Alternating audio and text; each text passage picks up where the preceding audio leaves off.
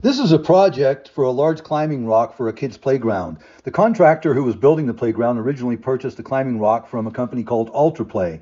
But Ultraplay's time frame to deliver the rock was so much delayed that he hired me to produce two of these rocks that would exactly look the style and dimensions of the Ultraplay's rock. The first rock I made, which I already put the video up for, you can see a link for it in the description area, I made it out of cardboard. This one I made out of foam, and I did so just to give my channel a little diversity. All right, guys, I've got this to where it is glued together. A couple of little pieces I still got that aren't, but this is a pop outside. It's flat other than this big pop out right here. And then the back has a big pop out, two of them like that, where the main part, and then it kind of cantilevers out. So I'm getting ready to carve this. And I had enough foam. I've got foam left over that I haven't used. I had a pile that was 8 foot by 8 foot by 8 foot, and I could have glued it together in a big block, but I saved a lot of foam by not doing that. I've got enough to do another project with a smaller rock, but this is getting ready to be carved. Stick with me. I'm going to show you the step-by-step on this. Okay, I regret not getting better footage of this, but I had a class coming up and I wanted to have it ready to mud. But anyway, you just got to get this thing carved to where you like it. If you cut too much out, you can glue more foam. If you haven't cut out enough, you can dig out some more. But it's real simple, fast, and easy to carve rock out of foam. Got it up. I rigged it one time and lifted it perfectly level. So it's all up in the air right now, and I'm just going to put a piece of plastic underneath it, trace it, lift it back up, and then I have got to cut some mesh and stuff, but I'm getting it all set up.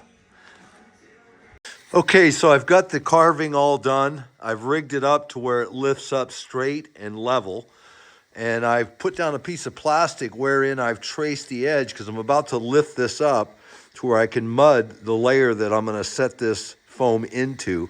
I've also marked my braces where the straps to screw it down to the concrete, but gonna lift this up and get some mud made and get it all mudded and set it in there, and then come up the edge with the bottom as a constant mud, and just come up about, I don't know, 10 inches or so. So stick with me, guys. Okay, this is just before I set the foam plug into the mud that makes the base. The base has got layers of mud, a 1/4 inch, then mesh, a 1/4 inch, then mesh, then a 1/4 inch. And then I put the brackets in, wherein you can see that the brackets at the end, it's an L bracket. And in the foam, I carved out this cone area that allows that L piece that goes vertical to have mud around it and be cemented to the bottom. So it's ready to drop now into place.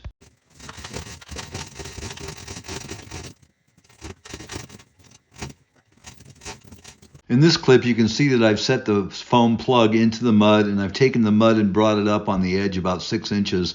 And then I'll start applying mud and mesh, 1/4 inch of mud all over the surface, and then mesh. We do that one coat, the full thing.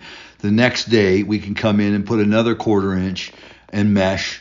And then that same day, we can put another 1/4 inch of mud and the mesh, and then we basically put another 1/4 inch over the top of that, and then we're going to texture it. So stick with me. Okay, now we're at a stage here where we already have a coat of mud from the day before on the rock. You can see the lighter gray cement that's already dry from the day before. What we did there was we started from the top because we could stand on the foam, and we mudded the top going down to the bottom. Remember that mud that I had when I did the base?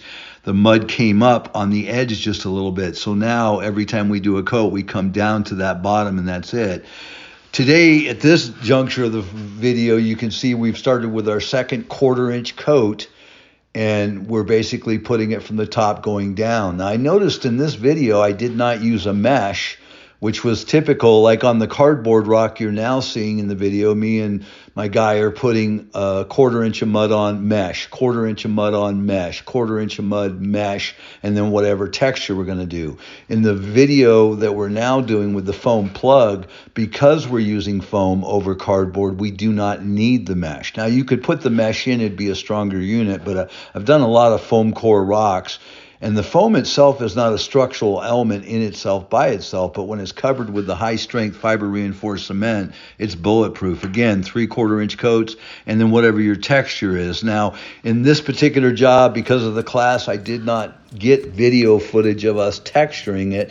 You're seeing me now texture a rock that's a little smaller rock that I did for a video, and I'm dashing splattering the texture on with a dash brush. That's how we textured this big foam rock, and I apologize for not getting the footage, but that's where we're at now. We have a dash brush texture, and we're going to stain it, seal it, and then package it and ship it off. Now, this is a finished foam core rock just before I packaged it, and the texture and the stain and the seal coat's all done. As I said, we're just going to be packaging it and shipping it. Now, if you've enjoyed this video, please like and subscribe and share my video. And if you need anything, always give me a call. My phone number is always in the description area. And I thank you for watching my video, and have a great day. Bye. Doing a video on building rock with a hollow core cardboard form versus a styrofoam core. I secured a project where I had to fabricate 2 kids' playground climbing rocks that were dimensionally and aesthetically identical, but installed at 2 different project locations.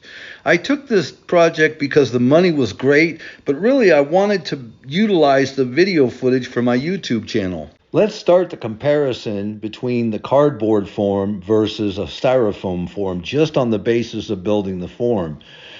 I built the cardboard armature using cardboard L's, and then I sheeted the armature with flat cardboard pieces that were ready then to mud. The material costs were free, with the exception of a 5-pound box of screws. For the form, I glued together scrap foam blocks to create the rough shape, as I already had them, and that allowed me to begin carving to the exact profile I wanted, ready to mud. But again, that cost would have been for me to buy 4 blocks that would give me an ultimate block of 8 by 8 by 8 for this project. It would cost me about $3,000. Big difference between the 2 costs of the forms. Labor-wise, they both took about the same time.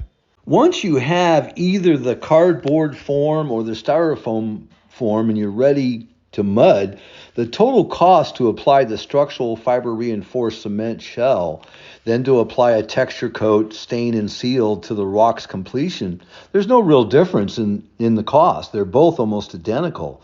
But in summary, the cardboard route wins in overall cost. I mean, it's significantly less expensive. But the styrofoam route provides an easier, more defined image when you're completed. You're able to make a better rock. So really, if I had my druthers and I had to shoot from the hip, I would say to you, look, go the cardboard form. In fact, you can get your definition increased just by taking a little more time in building the cardboard out to more definition. So thanks for watching my video. I appreciate your time. Like, subscribe, and share. Bye.